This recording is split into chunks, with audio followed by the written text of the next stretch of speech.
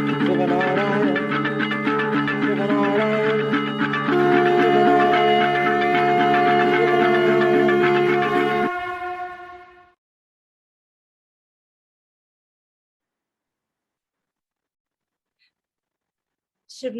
everyone. Today, it's so great to have Prashant Trivedi, aka PT, with us here today, the most honorable PT, on our channel From Hindu to Vedic. So kind of you to be here today, PT, with us. And Yes. yes, very kind. And there are these two terms, Hindu and Vedic. And PT is the only one who knows what Vedic is about holistically. And he is the only one who can help beings make a clear distinction between Hindu and Vedic. So kind of you to be here, PT. It's going to be such a pleasure to hear you explain what the terms Vedic and Hindu mean. Kindly shed some light on these two terms. You're the only real guru. Okay, Ankita. So the thing is this: when you have two terms like Vedic and Hindu, they are actually very different terms. Okay, so let's take the term Hindu first. Okay, because now the term Hindu came from a river called Indu. Okay, which is called Indus in English. Okay, so that Indu river Indus became Hindu. Okay, so people who were living on this side of the south of that river, all of that region came to be known as a Hindu region.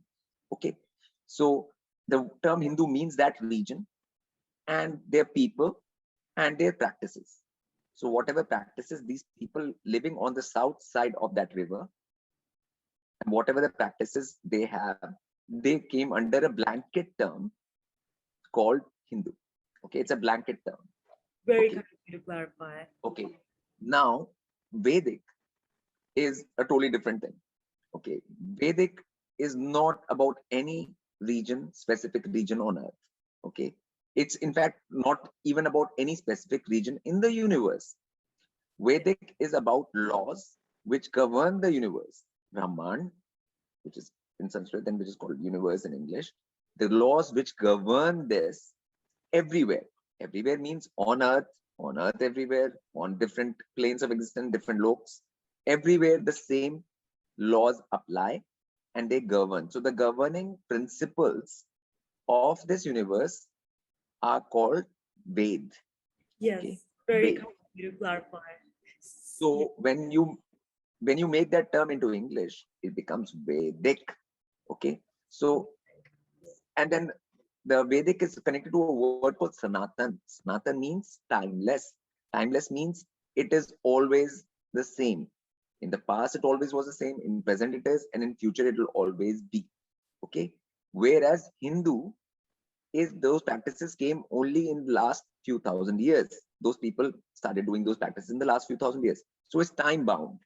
It's time bound means people started doing this practice in the last few thousand years in this particular region of Earth.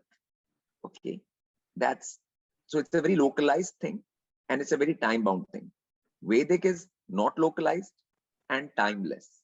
Okay, so that's the difference between the terms Vedic and Hindu, and they're not the same at all. There's people a lot of time mistake them from each other. A lot of people around the world think Hindu is Vedic and Vedic is Hindu, but it's not so. They are totally different things. Very beautifully clarified. So Hinduism is about the habits and patterns of people of a particular area, and Hinduism is time bound, whereas Vedic is about the laws of nature, the eternal laws of nature, and it's not time bound. Very kind of you to clarify. Or space bound. That it's not region bound either. It's not region bound either. Very beautifully clarified. Yes. You're so kind. Kindly clarify, kindly highlight some differences between Hindu and Vedic, some main differences between Hindu and Vedic. Very kind of you. Okay. So when we talk about practices of a people, okay, when we talk about that these are the practices of a certain bunch of people, Then there's a thing called a festival which comes out of it. Because in Hinduism, as people around the world know, that Hinduism has festivals. They have a lot of festivals, okay, which are their practices. So one of these festivals is called Holi. For example, there is a festival called Holi, okay, which is a Hindu festival, okay. Now, the Vedic story behind this festival, the Vedic story behind this festival was the story of Prahlad, okay. So in which the story was that Prahlad uh, actually did not listen to his father Hiranyakashipu and went on the side of divine. Okay, so so the whole story is basically just was that divine is most important, and no family is not, nothing is more important than divine. Okay, that is the basic gist of the story, the basic moral of the story. Okay, now if you look at the festival called Holi now, which is celebrated, and that has nothing to do with the story and the message, the Vedic message. It has to do with throwing colors at each other, doing this kind of things. I mean, people even have different kind of intoxicants, and people have all kinds of things. And it's a totally different practice. And this point is not highlighted in that festival at all. Nowhere. Yes, No that's one is highlighting this point. Okay, so there's a Vedic concept, okay, which is a principle, Vedic principle, and then there is a Hindu festival, okay, that's right. which have nothing to do with each other, even though the Hindu festival has come out of that Vedic story. Yes, Okay. that's right. But now that festival, that practice has got nothing to do with the principle. So this has happened in everything. Yeah, that's Okay. right. Yes. You know, True. there's a festival called Diwali, okay, which was the new moon night. And it was a night where beings can seek inwards and seek the light inwards. Okay. And that has become uh, putting all kinds of firecrackers outside and strange things done on the outside. And so like the whole Vedic concept which was there, it doesn't exist in the practices which are called Hindu practices.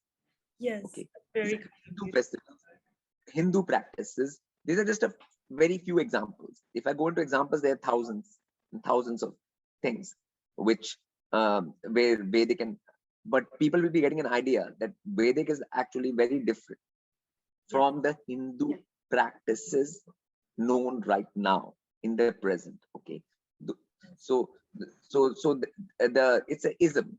Okay, that's why Hindu is called ism. Okay, isms come and go. Okay, practices can come and go. Right now, Holi is happening like that. Maybe another 20 years it won't. Okay, yes, that's right. This is not gonna be stay forever in time, but the Vedic will stay forever in time. That principle of Prahlad's story will always stay. Yes, it's never gonna finish. Okay, so these practices are called Hinduism. So and these eternal concepts and pure principles are Vedic. Okay, so that's the difference. And people, if they start looking into it, I've given people a start. If they start looking into each thing, they will find there's the same thing. What applies to Holi and Diwali applies to everything. Yes, within Hinduism. Very beautifully clarified. So these practices of Hindu people have seem to have no connection with timeless pure principles of truth, like the Vedic Sanatan Dharma has. Yes. So this is a huge difference, actually. Very, very kind of you to clarify. So eye-opening. Yes. You make all the sense ever. Very kind of you. So beautiful one. What is the first step that Hindus should take to become Vedic?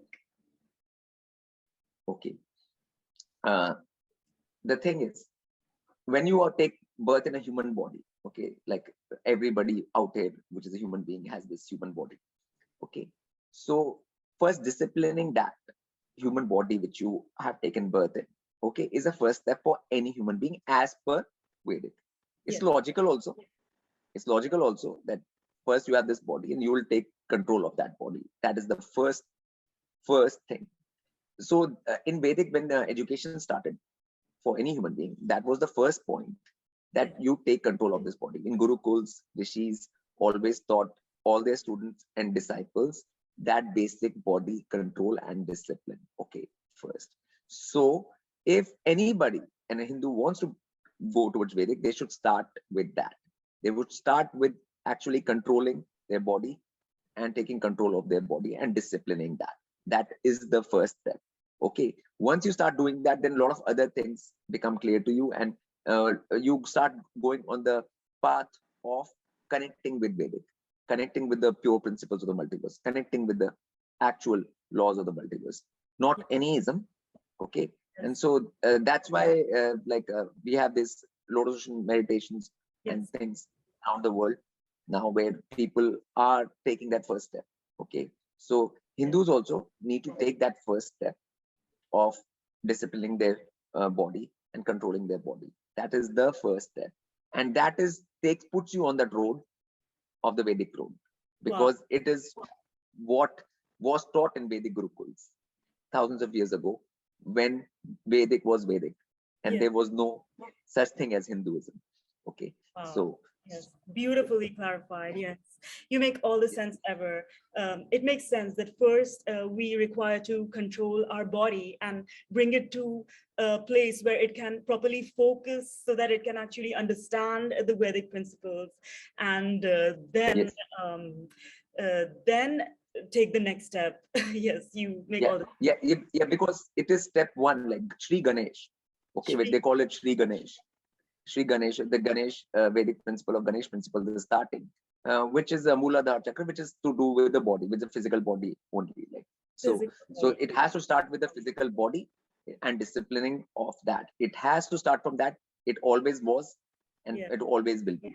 Okay, anything like like Hinduism, modern day Hinduism, if you notice, this education is not there. Yes, it is not compulsory for any Hindu to be disciplined with their body from the early age, from age of 3, 4, 5. There is no such thing in Hinduism, that there's no such practice that all children have to do this. Okay, that's not part of Hindu practice. That's not a Hindu practice anywhere. That's So when you start doing that practice, the Vedic practice, that is the Vedic practice. Okay, then you automatically take your first step into Vedic. Okay, and so that is the yes. It makes no sense to just keep the body whichever way you want and not bring it to a point of focus through body control. It just doesn't make any sense. And when you talk about Vedic, it actually makes all the sense ever to actually have a good acharan, good way of sitting, a graceful way of sitting, and a graceful way of controlling the body, and a graceful way of dealing with the body. You truly make all the sense ever. And yes. And Vedic is actually saying that if you can't even control your own physical body, which is a very simple thing, okay, then how will you do anything else? How will you be able to accomplish anything else? Because that's the basic tool. As a human being, you are being given this tool called the physical body, and it is much more easy to control than, like, say, mind is so much more harder to control. Okay, but the physical body is much more easier to control. Okay, so the first step in the Vedic is always to control the physical body. Okay, and that's why you see even the depictions of the Vedic Gurukul and disciples sitting straight and in the right posture, and controlling their body, and controlling their speech, and controlling how they like Ucharan, which is against body control only. Okay, so all posture, Ucharan, all of these things come in the control of the body. And that's where people need to start learning that first. And if all the people start learning that around the world, like that world will be a very different place, then, because it'll be the start of the Vedic turning of the to a Vedic piece. You make all the sense ever, because when people just sit around just like that, and various different kind of postures that look like they are really irresponsible and irreliable, whereas when people are sitting in a centered straight posture, they look very reliable, responsible, and focused, like it's very apparent. Yes. So it brings about the change, and from there it's a first logical step. The first logical step, because from that other logical steps follow. Once you do one logical thing, then the next logical thing, and in Vedic everything is logical. The steps just keep going in a logical way pattern forward. Okay, Yeah. It's not about some tradition or practice or just anything just Yes. because it has come to be because other people have done it like that for 100 years, Yes. that we will do it like that. It's Yes. nothing to do with that. Okay. So Right. all of those things which are in any ism, Yes. like any ism will disappear if people start going on this Vedic, if they connect with the Vedic, because Vedic is the root of the whole creation of nature, of That's existence right. of Yes. this universe. Then other isms will all disappear, like, and Very, they will, yeah. So, so that is yeah. the case Very with kind. Hindu too.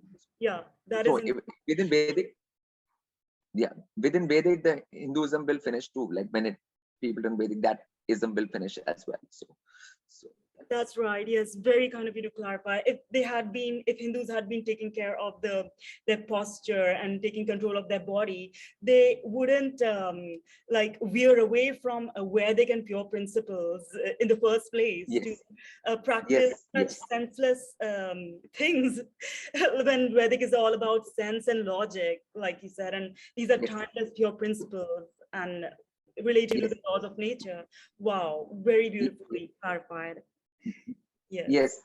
As you know, Holi has nothing to do with posture, or yes, Diwali has nothing to do with posture, or keeping a straight posture. These festivals have nothing. All the Hindu festivals, none of them have anything to do with yes, this.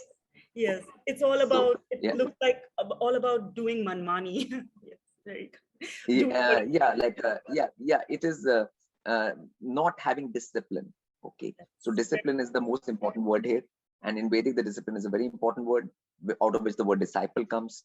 Yes, Okay, that's right. so in English, so it's a very important word, and discipline is the key, and that That's, discipline, starting with the body, is the first step in the Vedic, yes, and everybody can take that step. Any person who's anywhere in anything, they can start taking that step, yes. at Wow. whatever age. Yes. Very kind of So you to make it so clear that Vedic is all about discipline, and without the first basic steps of keeping the posture correct and having that simple basic discipline to keep the yes, posture correct, there is no Vedic. Very kind of you. yes. That's so clear, Okay. supremely clarifying. Very kind. You're supremely disciplined and the best example of how to be. So great to have you here.